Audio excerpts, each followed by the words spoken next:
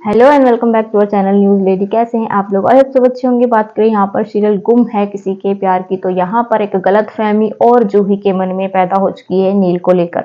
दरअसल जूही नील के घर जाएगी मिलने के लिए, यहाँ पर सब उसकी टांग खिंचाई करते नजर आएंगे। नील को तो कोई ठीक से बात भी जूही से नहीं करने देगा और नील यहाँ पर काफी तेज आवाज में सबसे बात करेगा कि आप लोगों को हंसी मजाक ही सोचता रहता है। माना हंसी मजाक जिंदगी में जरूरी है, लेकिन इतना भी जरूरी नहीं है। मुझे जूही से बात करनी है, जरूरी बात करनी है, लेकिन उसकी कोई नहीं सुनेगा।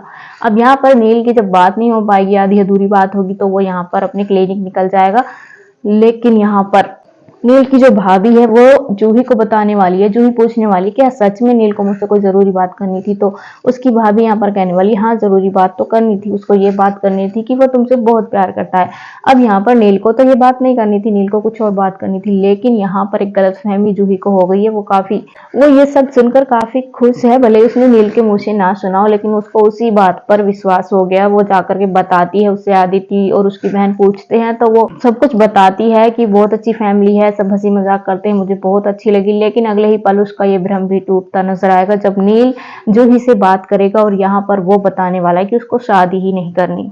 अब धीरे धीरे ये बात भी खुलकर सामने आएगी कि वो जूही को नहीं बल्कि तेजस्विनी को पसंद करता है और उसके बाबा ने उसको ये बात बोली थी और उसने प्रॉमिस भी किया था। अब जूही की जो खुशी थी वो कुछ पल की थी और अब यहाँ पर वो खुशी चूर चूर होने वाली है और उसकी आंखों में आंसू आने वाले हैं। उधर दूसरी तरफ तेजस्विनी जो है वो ऋतुराज से मिलेगी और उससे सारे रिश्ते नाते खत्म करती नजर आएगी कि तुम्हें जब मुझे तुम्हारी जरूरत थी मैं तब तुम मेरे साथ नहीं थे, मेरी दुख की घड़ी में भी तुम मेरे साथ नहीं थे, तो मैं तुमसे अब कोई रिश्ता नहीं रखना चाहती। यहाँ पर दोनों के बीच बात खत्म होती नजर आएगी।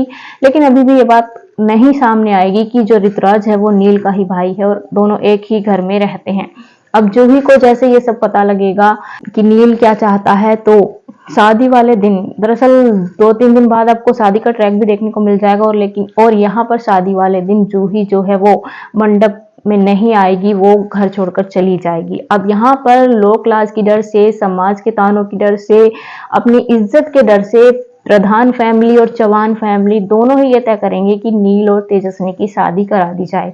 अब यहाँ पर नील तो चाहता ही ऐसा था और दोनों की शादी होती नजर आएगी, लेकिन तेजस्विनी के लिए ये एक समझौते की शादी होगी। वो अपने एमए के एग्जाम देगी और यहाँ पर कुछ करना चाहती है, वो एक बड़ी सिंगर बनना चाहती है, इसलिए वो नील के साथ रहने वाली है।